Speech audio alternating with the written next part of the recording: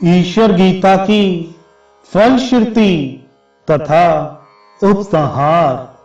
महर्षियों ने व्यास जी से इस प्रकार कहा, भगवान आपकी ही कृपा से शरणागतों की रक्षा करने वाले भगवान शंकर की वह अविचल भक्ति हमें प्राप्त हो गई है, जो देवताओं को भी दुर्लभ है।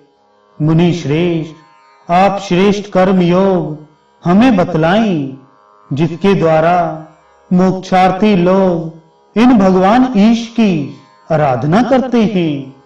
आप वेद व्यास की सन्निधि में ही श्री सूत जी भगवान महेश्वर के वचनों को सुन लें, जो वचन समस्त लोकों के रक्षक हैं और जिनमें समस्त धर्मों का संग्रह हुआ है, अतः इनका वर्णन करें।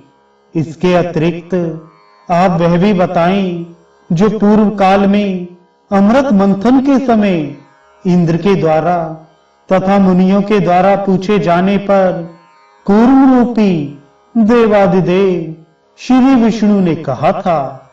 आप उसी कर्म योग का वर्णन करें।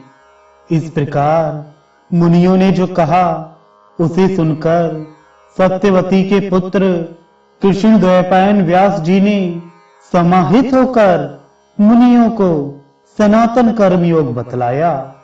श्री सनत कुमार आदि प्रमुख मुनियों एवं भगवान शंकर के मध्य संपन्न इस संवाद को जो नित्य पढ़ता है, वह सभी पापों से मुक्त हो जाता है। अथवा जो ब्रह्मचर्य परायण विशुद्ध द्विजों को इस संवाद को सुनाता है, या जो इस संवाद के अर्थ का अनुसंधान करता है, वह परम गति को प्राप्त करता है। जो दृढ़ व्रती भक्ति संपन्न होकर इस संवाद को नित्य सुनता है, वह सभी पापों से मुक्त होते हुए ब्रह्मलोक में प्रतिष्ठा प्राप्त करता है। इसलिए विद्वानों को सभी प्रयत्नों के द्वारा नित्य इसका पठन, श्रवण एवं विशेष रूप से ब्राह्मणों को इसका सदा मनन करना चाहिए।